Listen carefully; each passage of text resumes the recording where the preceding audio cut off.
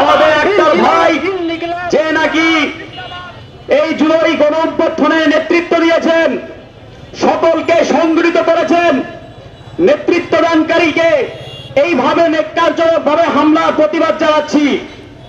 আমি আমাদের দেশের আইন ব্যবস্থার উপরে শ্রদ্ধাশীল। আমরা আমাদের দেশে আইন ব্যবস্থার উপরে শ্রদ্ধাশীল। আমরা এই দাবি করছি যে আমাদের এই দাবি, আমাদের আক্তার ভাইয়ের উপরে যে হামলা হয়েছে তার সুষ্ঠু তদন্ত করে বিচারের আওতায় আনার জন্য।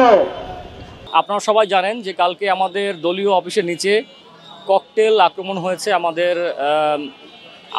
আক্তার সচিব, মানে সদস্য সচিব আমাদের আক্তার ভাইয়ের উপরে।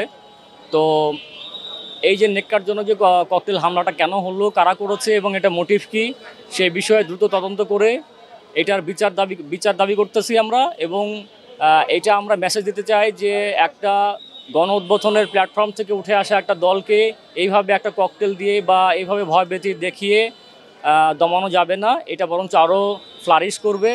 এবং আমার মতামত এটা যে প্রশাসনের কাছে আমাদের দাবি যত দ্রুত সম্ভব এই ধরনের নেককারজনক ঘটনার দাবি আমরা সুষ্ঠু তদন্ত করে সেটা কেন হলো, কারা করছে সেইগুলো গণমাধ্যমে নিয়ে আসতে হবে।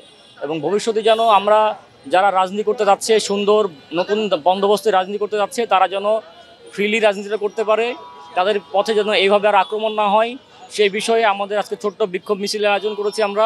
এরপরে আমরা যদি আমাদের দাবিগুলো না মানা হয় তাহলে অবশ্যই আমরা এর পরবর্তীতে অনেক বড় ধরনের প্রোগ্রাম নিয়ে আপনাদের সামনে হাজির হব।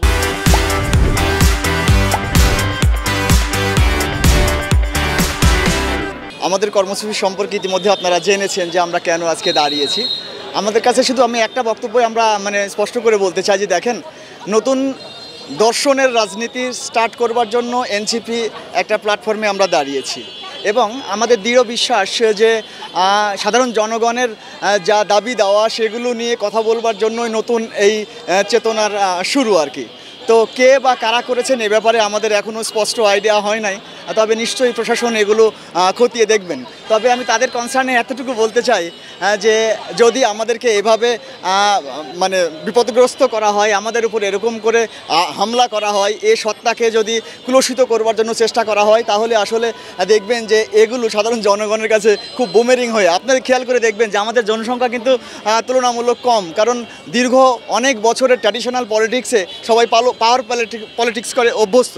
কিন্তু বর্তমান সময়ে আমরা যে এজেন্ডাগুলো নিয়ে এসেছি সেটা হলো জনগণের পলিটিক্স। সুতরাং ওই জনগণগুলোকে উদ্বুদ্ধ করবার জন্যই আমরা মূলত কাজ করছি। ওই জনগণের সাথে লেগে থেকে সত্যিকারের জনবান্ধব রাষ্ট্র পরিচালনা হোক, সেরকম একটা মেমোরান্ডাম নিয়ে কিন্তু আমরা সামনের দিকে আগাচ্ছি। কেন্দ্রীয় সদস্য সচিব আমাদের এনসিপির কেন্দ্রীয় নেতা, ওনার উপরে গতকাল রাতে ককটেল নিক্ষেপ করা হয়, সেক্ষেত্রে 4 জন আহত হয় এবং আমাদের কেন্দ্রীয় নেতার উপরে এই যে ককটেলটা নিক্ষেপ করা হয়, এটা একদম আমরা মনে করছি আমরা যে এই যে সংস্কার চাই, আমরা যে সংস্কার কমিশনটা চাই, আমরা যে একটা সুষ্ঠু নির্বাচন চাই, আমরা একটা সুষ্ঠু রাজনীতি চাই, আমরা দেশের মানুষের জন্য, দেশের মানুষের যে সুষ্ঠুতার জন্য যে আমরা রাজনীতি চাই, এইটা প্ল্যান করে যাতে ভেস্তে দেওয়া যায়, এইটার জন্য হয়তো করতে পেরেছে বা করেছে এই জিনিসটা।